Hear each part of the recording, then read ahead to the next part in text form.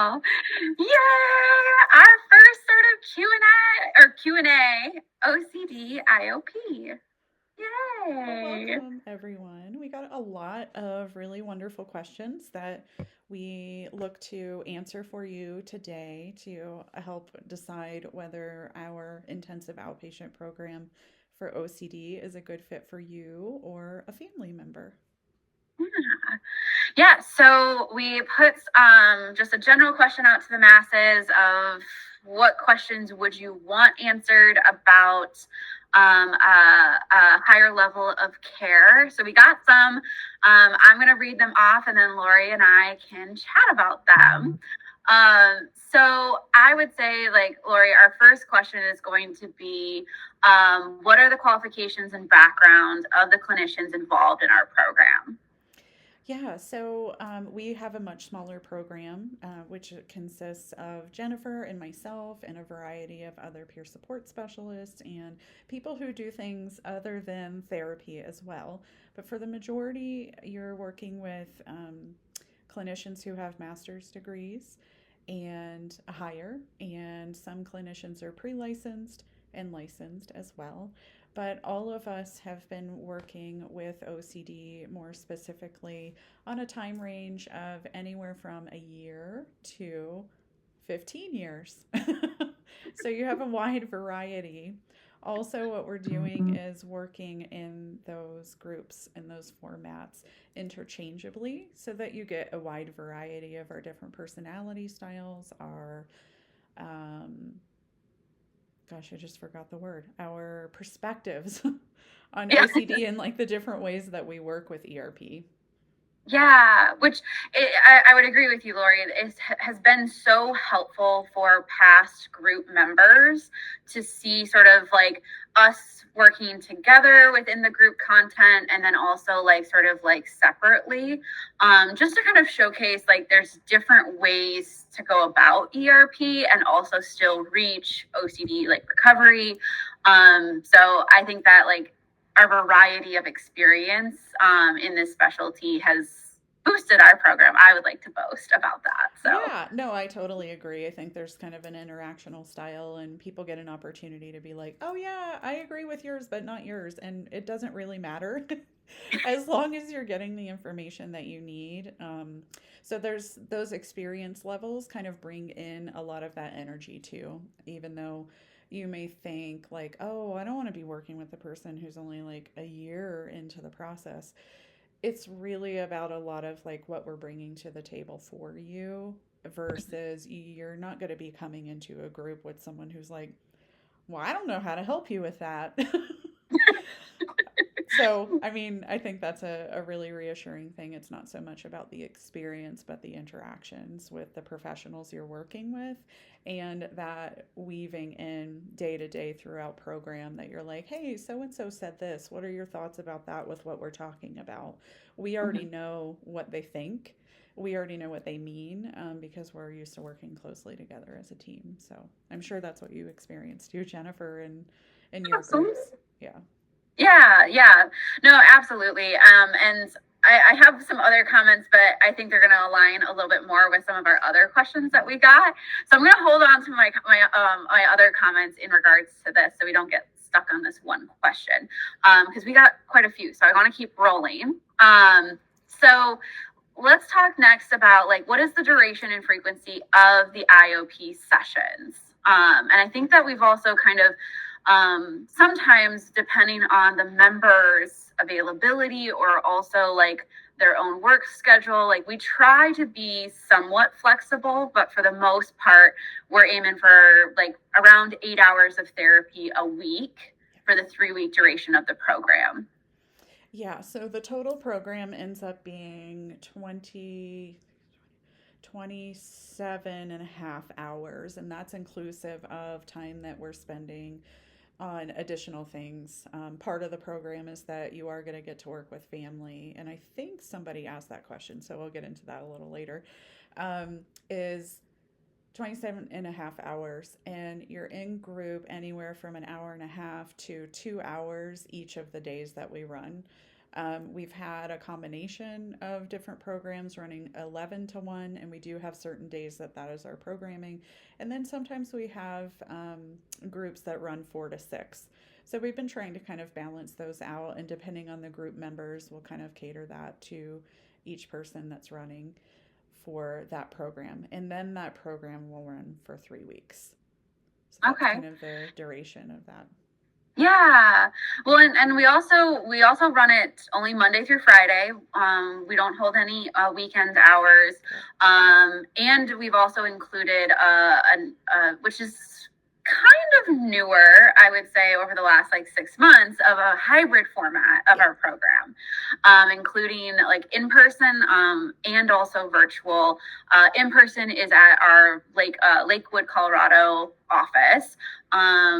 But yeah, like we try to do a hybrid format for the program, if members come and are in the area around like the office. Yeah, and I think we tested it out with a few folks in the beginning, like, hey, we're just kind of playing with this idea because we service different states. So we service Colorado and Montana.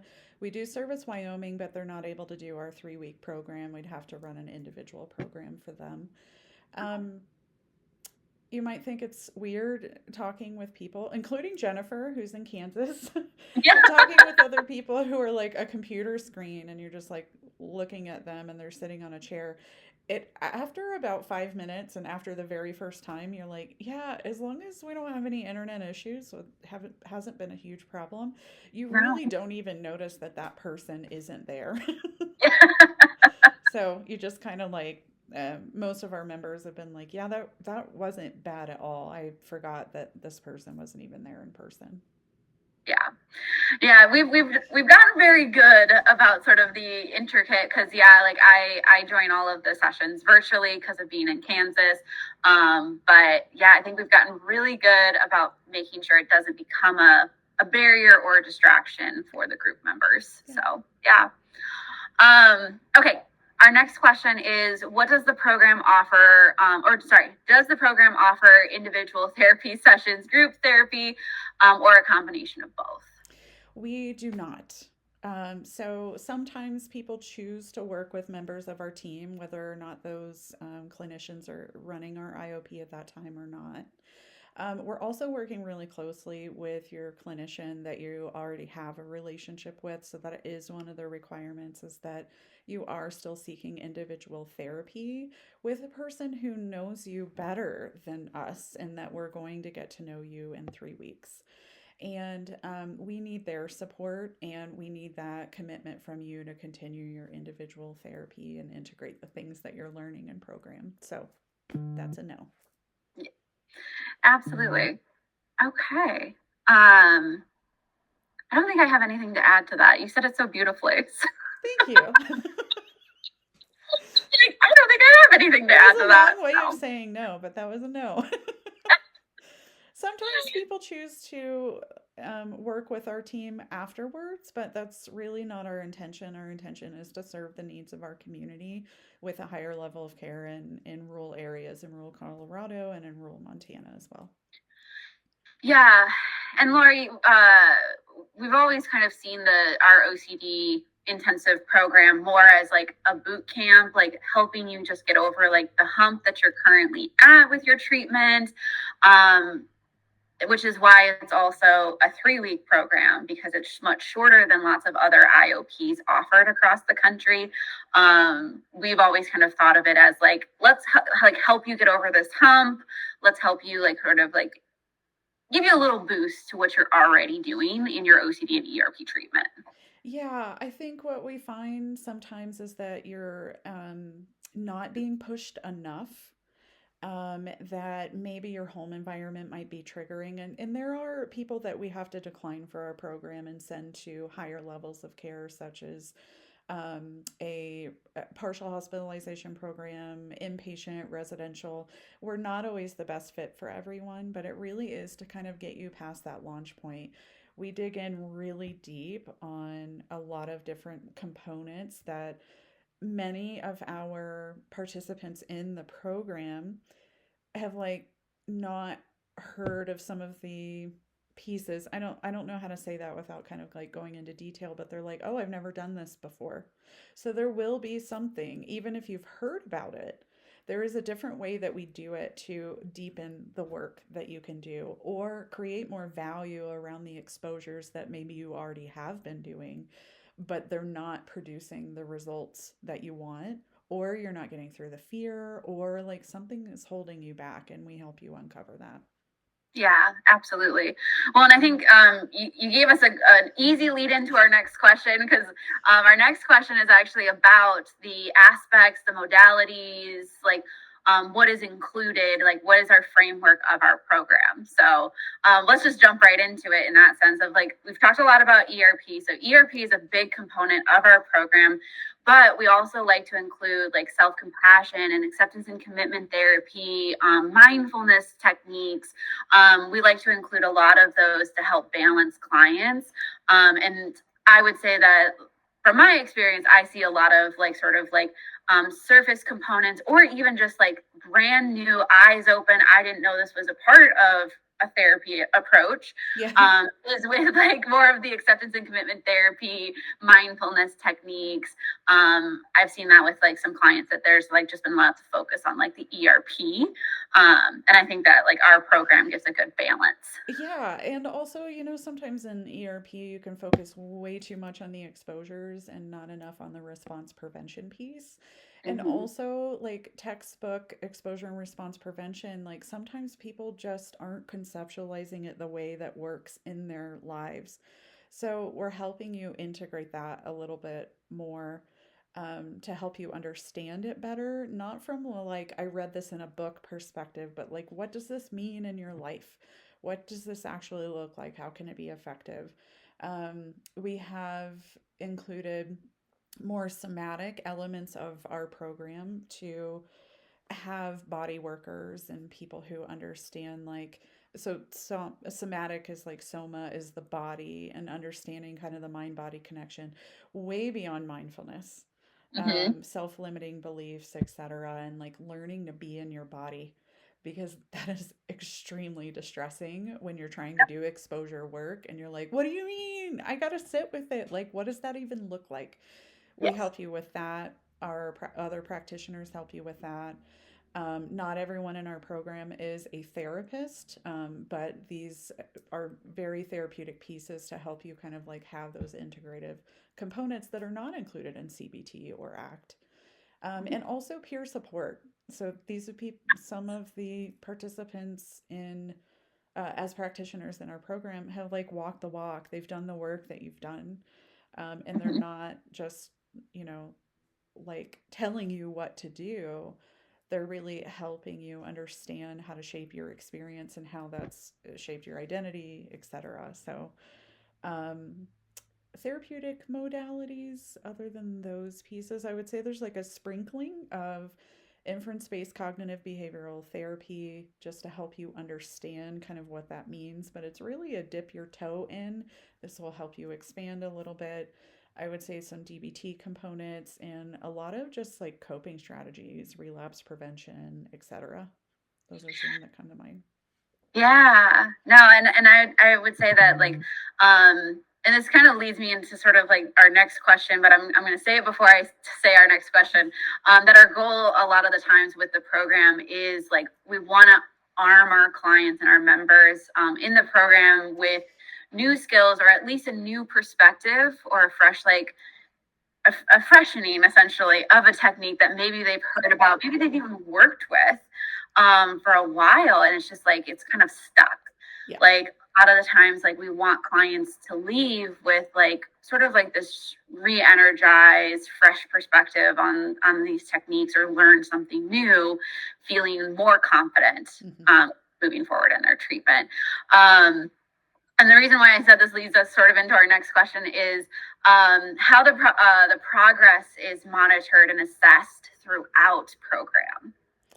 So we're obviously using the normal trackers, depression, anxiety, generalized anxiety, OCD, kind of where are those markers and pieces. But also, we have a pre and post kind of feedback and checking in with you. So we know as long as you are a self-reporter of like, okay, I'm struggling with this, or actually I'm doing really well, we need that information. So if your family member or yourself is a person where you're like really compliant, that's going to be really hard to be a good self-reporter. And you could, like, we haven't had anyone do this, but you could leave and be like, I lied throughout the whole program. That's not a good thing. We want your communication so that we can like appropriately pivot in the moment to help and support you and help you leave group with the skills that day to be like, okay, here's how I take one extra step to kind of challenge this thing. um, and then our pre and post kind of allow us to say like, hey, look at the progress that you're making. And that's one of the pieces of the program, is like the family component. So if that's a spouse, if that is also your parents, if that's a roommate or a best friend, whoever your loved one is identified as, like, you might want them to come to a part of that meeting, which is allowing us to work with family components. We also have a family group Hmm. for loved ones and spouses that can come like throughout the program. That way, like alongside your loved one, you're saying, hey, I'm learning about this too. I'm going to start from ground zero. Even if you know a lot about OCD, you're going to learn a lot more with our family facilitator who's going to run you through um, the supportive parents of anxious children and supportive parents of anxious childhood emotions space. Good And job. Ali Garza does a really wonderful job with that. But understanding, like, do you need some family coaching sessions to help you integrate the work after you're already in? Because we meet with you for anywhere from 60 to 90 minutes to integrate some of the things that we've learned and give you an opportunity to kind of talk as a family. But sometimes that isn't enough, and that's okay. That's not Yeah. anything about your family. That's like about being a human and being like, whoa, this is hard. And we have some more work to do. Like, how do we do that and what's the best use of our time? Um, Also, the family piece, like, is about your discharge. Like, what does that look like transitioning back to your therapist? How do you do the things that you've been doing? And, like, maybe we also have recommendations for you we want you to continue group. We have an alumni group. We want you to come back to alumni group. We want you to keep doing some of this body work. Like, we're going to make some of those recommendations to help you be successful in your recovery. Yeah. And not preventing a relapse, but being aware of a relapse and knowing when you might need just a little bit more, or knowing when you got to kind of go back to, okay, I already learned these skills. I'm going to back up a little bit and restabilize and then go for more exposures. Yeah. I love what we've included in our program, because I think it also shows that there's resources and support available when you stumble in your treatment, and it's not just, oh, I've stumbled and now I'm back at square one and the only thing I can do is go back to one-on-one therapy. When, sure, you can do that, absolutely, but there's also peer support or group therapy or these other additional components that you could utilize or incorporate, and it doesn't feel like I have one option and only one option and that's kind of it. Yeah. Like, I think, like, because of the balance that we've created within our program, we kind of start like introducing them to that. And I would say a lot of our members, we hear it a lot of the time, right, of well, group makes me nervous, like I'm nervous to join a group. Yeah. And I think that's Nobody really wants common. to be in a group. Super common. And everybody, more than likely, that's attending the group probably feels the exact same way. I'll let everybody in on that secret. But I think that it shows that, like, I am not alone. I'm not the only one struggling with this, even though, like, logically, a lot of the times we can talk about that. We know I'm not the only one struggling with OCD in the entire world. But here on this screen or in this room, there are 3, 4, 5 other people that are also struggling, and like let's sort of like talk about and trade and all that type of stuff. So I love that like we've included all of these components, and I think it helps like when clients leave our program that they have these nuggets and this knowledge and realizing all of the support that they have, and it's not just like thanks for coming, bye. Like Yeah. I mean, there's they have so much, yeah, and there's so much stigma around going to treatment anyway. Like that's one of the things that we get questions about too is like, well, maybe I'm not bad enough. You don't need to be bad enough to come to this program. Especially because we are an out of network provider. We're not someone that's considered a network. We are not a top referral source in the United States. We are a quality referral source that we've so much cared about serving our rural communities and just kind of this Rocky Mountain region for us. It's really important that anyone who's struggling with OCD in the areas that we serve, that you don't feel alone and that you don't feel like you can't go across the country, or that this is still affordable for you to seek treatment, to not have to go to a higher level of care for residential or inpatient, that you don't have to get worse and be completely debilitated by OCD to take advantage. We do bill under, I just forgot the CPT code, group therapy on a daily basis, and some insurance do still cover those pieces. Um, we have discounted hotel rates for nearby if you want to come into Colorado and utilize treatment. There is some flexibility there, but we've really intended on keeping a lot of this as low cost as we possibly could so that you don't have to utilize your insurance. Like we're not like over $10,000 of a program or 40,000 or whatever you have heard about for treatment. This is to prevent and elongate and help you be effective in your life without having to get worse, because that's what we see people do all the time, and it's just so debilitating. It can get really debilitating, and then you don't have the energy, the motivation, the desire because you waited. mhm. But that's not you. That's not people, that's not families. That's our healthcare system. But I'm not going down that path. But let's Sorry. not today. We don't have enough time, No. unfortunately. But yeah, and actually, Lori, you kind of like swept in like the last bit of our questions around like family components Okay. and also insurance components. So good job of anticipating those. I've done But this a yeah, time or two.